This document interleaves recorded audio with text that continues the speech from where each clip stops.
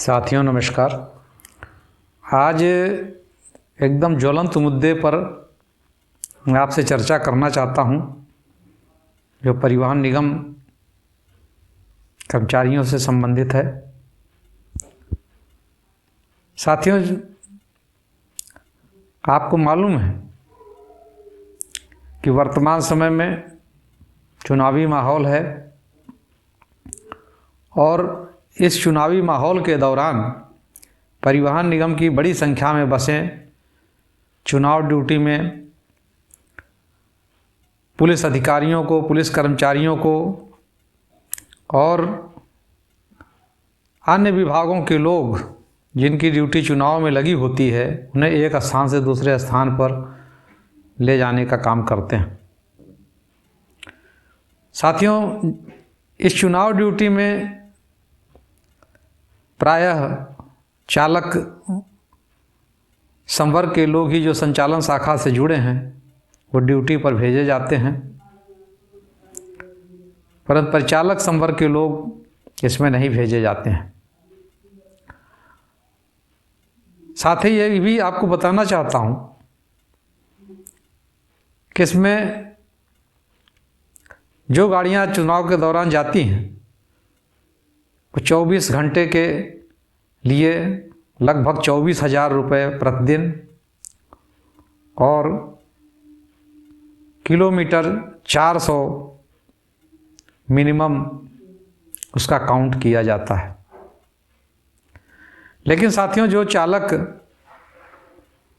इस चुनाव ड्यूटी में गाड़ियों को लेकर के जाते हैं उनको 400 किलोमीटर भी नहीं दिया जाता है। जो सबसे बड़ी समस्या आती है, जो उत्कृष्ट और उत्तम प्रोत्साहन योजना के अंतर्गत जो चालक परिचालक आते हैं, इस चुनाव ड्यूटी के दौरान उनका निर्धारित किलोमीटर पूरा नहीं हो पाता, जिसकी वजह से उनका नाम उसमें से हटने की संभावना बनी रहती है। और तमाम परिचालक संवर्ग के लोग ऐसे हैं जिनको गाड़ी भी नहीं मिल पाती है, जिसकी वजह से किलोमीटर पूरे नहीं हो पाते हैं। और यह समस्या जब कर्मचारियों ने विभिन्न माध्यमों से मेरे समक्ष रखा, और मैं पहले से भी इस बात में कई बार चर्चा कर चुका था अधिकारियों के समक्ष, लेकिन कोई बहुत सार्थक परिणाम सामने नहीं आया। साथियों, मुझे समझ में नहीं आता कि जब 400 किलोमीटर विभाग लेता है तो 400 किलोमीटर उन चालकों को क्यों नहीं दिया जाता। यह एक गंभीर प्रश्न है। और जब गाड़ियां चुनाव में चली जाती हैं तो बड़ी संख्या में परिचालक ऐसी स्थिति में आ जाते हैं कि उन्हें ड्यूटी नहीं मिलती। और यह सवाल मैं इसलिए उठा रहा हूं कि बड़ी संख्या में संविदा के कर्मचारी, चालक परिचालक हमारे बीच में काम कर रहे हैं, और जब तक वह किलोमीटर नहीं पूरा करते या किलोमीटर नहीं अर्न करते तो उनका वेतन भी नहीं बनता है। जैसा कि आपको मालूम है कि सामान्य श्रेणी के चालक परिचालक जो किलोमीटर अर्जित करते हैं, अगर 5,000 किलोमीटर 22 दिन ड्यूटी पूरा करते हैं तो उनको 3,000 रुपये प्रोत्साहन मिलता है। और जो किलोमीटर अर्जित करते हैं उसमें ₹1.59 की दर से उनके वेतन का भुगतान होता है। इसी प्रकार उत्कृष्ट प्रोत्साहन योजना में जो काम करते हैं उनको 17,000 रुपये, 17,600 रुपये जो वर्तमान में है। लेकिन जब किलोमीटर ही अर्जित नहीं होगा तो वो कहाँ से उसका लाभ उठा पाएंगे, क्योंकि प्रोराटा बेस पर उनका वेतन काट दिया जाता है, जो कि बहुत बड़ा अन्याय है। और इस तरह के अन्याय का विरोध किया जाना स्वाभाविक है और मैं इस वीडियो के माध्यम से अपने निगम प्रबंधन के अधिकारियों, परिवहन निगम मुख्यालय में बैठे अपने चेयरमैन और प्रबंध निदेशक महोदय,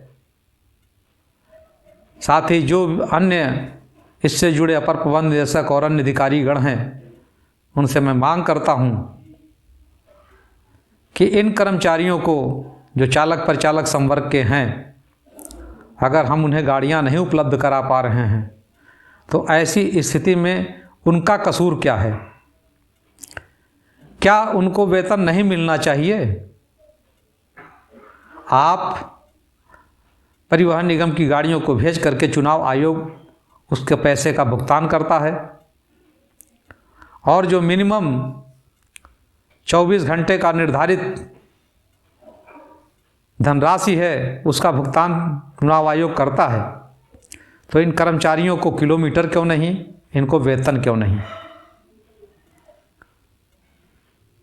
इन्हें निश्चित रूप से वेतन भी दिया जाना चाहिए और जो किलोमीटर परिवहन निगम अर्न करता है या निर्धारित किया है कि गाड़ी चाहे खड़ी रहे लेकिन 400 किलोमीटर काउंट होगा, 24,000 रुपये लगभग काउंट होगा, वह भी 400 किलोमीटर उन कर्मचारियों को दिया जाना चाहिए। और साथ ही इस वीडियो के माध्यम से मैं यह भी कहना चाहता हूं निगम प्रबंधन में, चाहे क्षेत्र स्तर के हों, डिपो स्तर के हों या प्रदेश स्तर में कहीं भी किसी कोने में अधिकारी हैं, कि जो संविदा के कर्मचारी हैं उनको 5,000 किलोमीटर और 22 दिन की ड्यूटी किए जाने की व्यवस्था निश्चित रूप से करें, जिससे उनके परिवार का भरण पोषण किया हो सके और वो अपने परिवार का भरण पोषण करते हुए निश्चिंत होकर के रह सकें और निगम की सेवा करते हुए अपने परिवार को भी आगे बढ़ाने में योगदान दे सकें और समाज में सम्मान के साथ जी सकें। इसी के साथ मैं अपनी वाणी को विराम देता हूँ। उम्मीद है कि आप सबको यह वीडियो अच्छा लगेगा।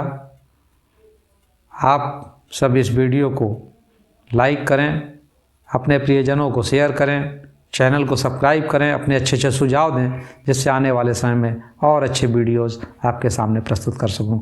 बहुत बहुत धन्यवाद। नमस्कार।